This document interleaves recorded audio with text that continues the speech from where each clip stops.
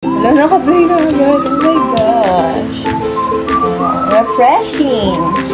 Refreshing. Dalian ko na daw kasi kakain na siya. Diba?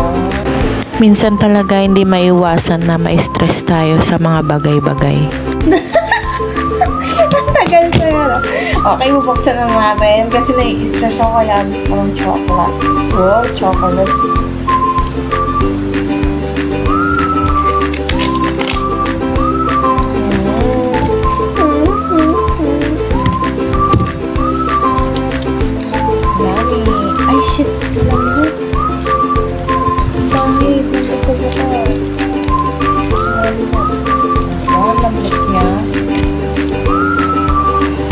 Kasi ito yung rep.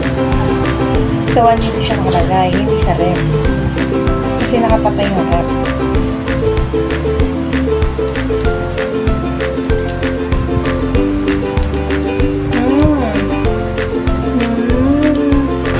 Ito yung pagkain na paborito kong kainin at inahanap-hanap ko kapag nai-stress ako. Feeling ko dito, nare-relax talaga yung buong katawan ko, buong isipan ko kapag nakakain ko tong chocolate na to. Kahit anong chocolate, nakaka-relax sa akin. Sarap pang matigas, diba? Sarap pang matigas, diba? Sarap pang matigas, diba? Panis!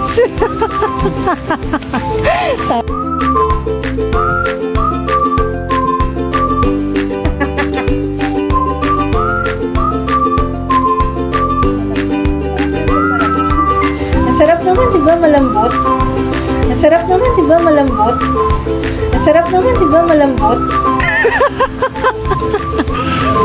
Panis! Alam ko, hindi lang ako yung tao na pag nakakain ng chocolate, gumiginhawa yung pakiramdam, nawawala yung mga iniisip. Alam ko, kayo din. Ikaw na nanonood, tropa ko, kayo. Ganon din pakiramdam nyo pag nakakain kayong chocolate.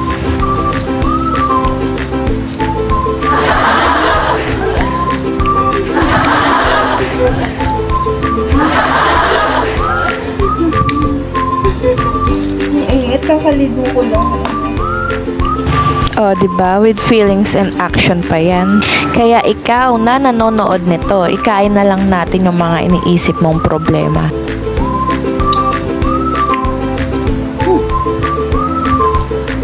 Bakit? Problema lang yan, wag mo stressin yung sarili mo. Ikain mo lang yan ang ikain. Ako nga isip ng isip ko saan tayo mag-e-exit. Pero habang wala tayong exit, habang di ko pa kayo natutour kung saan ako magpupunta, kakain lang ako ng kakain.